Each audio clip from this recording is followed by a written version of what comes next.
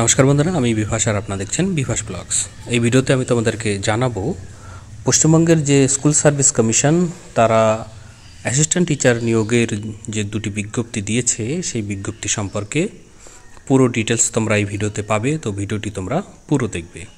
তাদের অফিসিয়াল ওয়েবসাইটে চলে এসে তোমরা যে বিজ্ঞপ্তি দুটো দেওয়া আছে সেই দুটোকে তোমরা ডাউনলোড করে দেখতে পারো। বিজ্ঞপ্তিতে যেগুলো বলা আছে সেটা আমি পয়েন্ট ওয়াইজ তোমাদেরকে সংক্ষিপ্ত আকারে জানিয়ে দিচ্ছি। তোমরা জানো যে স্কুল সার্ভিস কমিশনের এই বিজ্ঞপ্তির আগেই একটি নতুন গেজেট প্রকাশিত হয়েছে, যে গেজেটে পুরো নোটিফিকেশনের ডিটেলসটি তোমরা সেখান থেকে পাবে। আমার ভিডিও ডেসক্রিপশন বক্সে লিঙ্ক থাকবে, সেখানে তোমরা ক্লিক করেও গেজেটটিকে ডাউনলোড করে নিতে পারো। তো স্কুল সার্ভিস কমিশনের নতুন প্রকাশিত গেজেট অনুযায়ী শিক্ষক নিয়োগ প্রক্রিয়ায় বেশ কিছু পরিবর্তন আনা হয়েছে।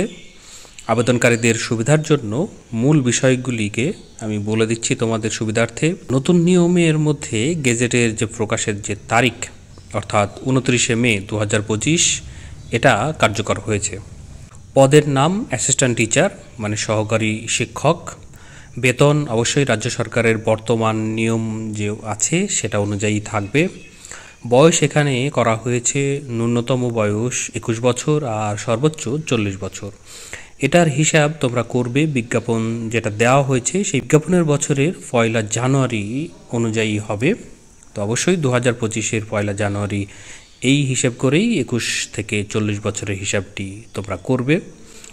আর সরকারি নিয়ম অনুযায়ী তপশিলি জাতি মানে এসসি, তপশিলি উপজাতি এসটি এবং অন্যান্য অনগ্রসর শ্রেণী যারা ওবিসি আছো, যারা বিশেষভাবে সক্ষম যেমন পিএইচ, সেই সকল প্রার্থীদের ক্ষেত্রে বয়সের ঊর্ধ্বসীমায় ছাড় থাকছে।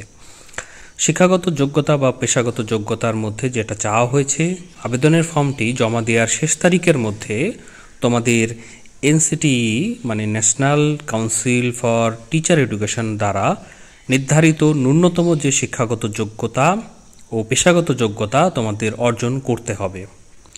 নবম, দশম ও একাদশ দ্বাদশ শ্রেণীর জন্য স্নাতক হতে হবে বা স্নাতকোত্তর স্তরে 50% নম্বর সহ বিএড অথবা 4 বছরের বিএ এড এবং বিএসসি এড ডিগ্রি আবশ্যক হবে। আপার প্রাইমারি স্তরের জন্য এনসিটির নির্দেশিকা অনুযায়ী শিক্ষক যোগ্যতা পরীক্ষায় টেট উত্তীর্ণ হওয়া বাধ্যতামূলক থাকবে। আবেদন প্রক্রিয়ায় যেটা বলা হয়েছে, আবেদনপত্র শুধুমাত্র তোমরা অনলাইনেই জমা করতে পারবে।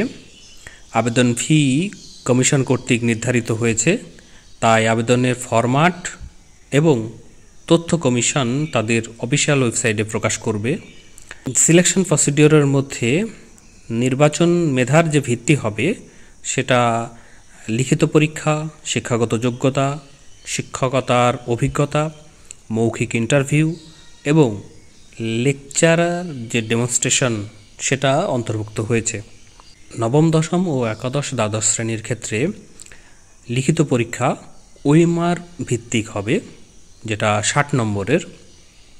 একাডেমিক স্কোর মানে শিক্ষাগত যোগ্যতায় থাকবে 10 নম্বর। স্নাতক বা স্নাতকোত্তরে 60% বা তার বেশি নম্বর থাকলে 10 পাবে। 50% থেকে 60%-এর কম নম্বর থাকলে 8 পাবে আর 50%-এর কম নম্বর থাকলে 6 পাবে। পূর্ববর্তী শিক্ষকতার অভিজ্ঞতা থাকলে সেক্ষেত্রে 10 নম্বর আছে। সরকারি বা সরকার পোষিত বিদ্যালয়ে প্রতি বছরের জন্য 2 নম্বর করে থাকবে। এছাড়াও মৌখিক ইন্টারভিউয়ের ক্ষেত্রে 10 নম্বর আছে। লেকচার ডেমনস্ট্রেশনের ক্ষেত্রে 10 নম্বর আছে, যেটা ইন্টারভিউ বোর্ডে উপস্থিত থাকা বাধ্যতামূলক হবে। আর আপার প্রাইমারি ক্ষেত্রে একাডেমিক স্কোর যেটা স্নাতকের নম্বরের ভিত্তিতে হবে, সেখানে 10 নম্বর আছে, যাকে ভাগ করা আছে। 60% বা তার বেশি নম্বর থাকলে 10 পাবে।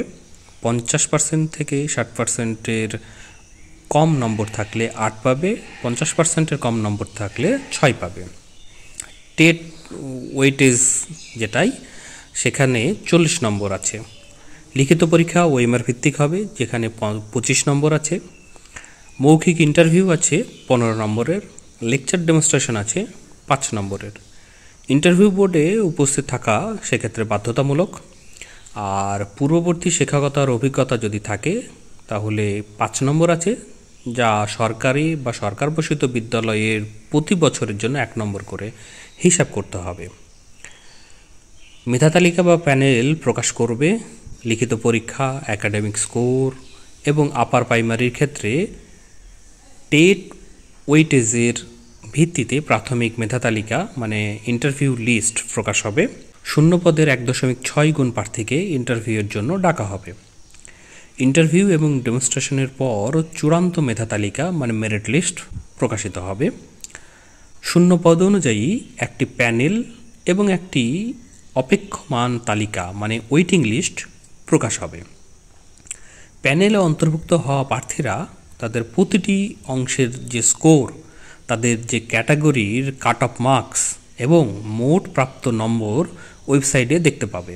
যদি একাধিক প্রার্থীর মোট নম্বর একই হয় তবে লিখিত পরীক্ষার নম্বর, এরপর একাডেমিক স্কোর এবং সবশেষে জন্ম তারিখের ভিত্তিতে মেধা নির্ধারণ করা হবে। অপেক্ষমান তালিকায় মানে ওয়েটিং লিস্টে অন্তর্ভুক্ত হলেই নিয়োগের অধিকার কিন্তু নিশ্চিত হয় না, সেটারও উল্লেখ এখানে করা আছে। প্যানেল ও অপেক্ষমান তালিকার যে বৈধতা মানে ওয়েটিং লিস্টের বৈধতা, এক্ষেত্রে প্যানেল এবং ওয়েটিং লিস্টের তালিকায় প্রথম কাউন্সেলিংয়ের তারিখ থেকে 1 বছরের জন্য বৈধ থাকবে। বিশেষ পরিস্থিতিতে রাজ্য সরকারের অনুমোদন ক্রমে এই বৈধতা অতিরিক্ত 6 মাস পর্যন্ত বাড়ানো যেতে পারে। কাউন্সেলিং এবং সুপারিশ, সংশ্লিষ্ট আঞ্চলিক কমিশনগুলি কাউন্সেলিং পরিচালনা করবে। কাউন্সেলিংয়ের সময় প্রার্থীরা তাদের মেধা অনুযায়ী বিদ্যালয় পছন্দের সুযোগ পাবে। কাউন্সেলিংয়ে পছন্দের বিদ্যালয় গ্রহণ করতে পারবে। অস্বীকার করলে বা কোনো বিদ্যালয় পছন্দ না করলে প্রার্থী পরবর্তীকালে তার কাউন্সেলিংয়ের প্রক্রিয়ায় অংশ নিতে পারবে না। আঞ্চলিক কমিশন শূন্য পদের বিপরীতে একজন প্রার্থীকে সুপারিশ করবে। সুপারিশপত্র ইস্যু হওয়ার তারিখ থেকে 90 দিনের জন্য বৈধ থাকবে, যা বিশেষ ক্ষেত্রে 60 দিন পর্যন্ত বাড়ানো যেতে পারে। নিয়োগপত্রের ক্ষেত্রে আঞ্চলিক কমিশনের সুপারিশের ভিত্তিতে বোর্ড নিয়োগপত্র ইস্যু করবে।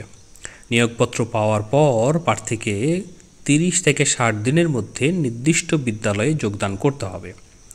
যোগদানের সময় প্রধান শিক্ষক বা শিক্ষিকা বা টিচার ইনচার্জ কর্তৃক মূল কাগজপত্র যাচাই করা হবে। সুপারিশ বাতিল বা প্রত্যাহার, যদি কোনো প্রার্থী মিথ্যা তথ্য প্রদান করেন বা জাল নথি জমা দেন অথবা যদি কমিশন কর্তৃক কোনো ভুল হয় তাহলে সুপারিশ বাতিল হয়ে যাবে এবং নিয়োগ বাতিল বলে গণ্য হবে। পুরুষ প্রার্থীদের কোনো বালিকা বিদ্যালয়ে নিয়োগের জন্য সুপারিশ করা হবে না। ওএমআর শিট সংরক্ষণ, এই ব্যাপারে বলা হয়েছে যে লিখিত পরীক্ষার ওএমআর শিট প্যানেলের মেয়াদ শেষ হওয়ার 2 বছর পর নষ্ট করা হবে। ওএমআর শিটের স্ক্যান করা ছবি প্যানেলের মেয়াদ শেষ হওয়ার 10 বছর পর্যন্ত সংরক্ষিত থাকবে। যারা এই সহকারী শিক্ষক পদে আবেদন করতে চায়, যে সকল আবেদনকারী হবে তারা অবশ্যই কমিশনের অফিসিয়াল ওয়েবসাইটকে ফলো করবে এবং আপ টু ডেট থাকবে। তারা যখন যখন যেরকম নোটিফিকেশন আকারে ইনফরমেশন দেবে সেটাকে তারা কালেক্ট করবে।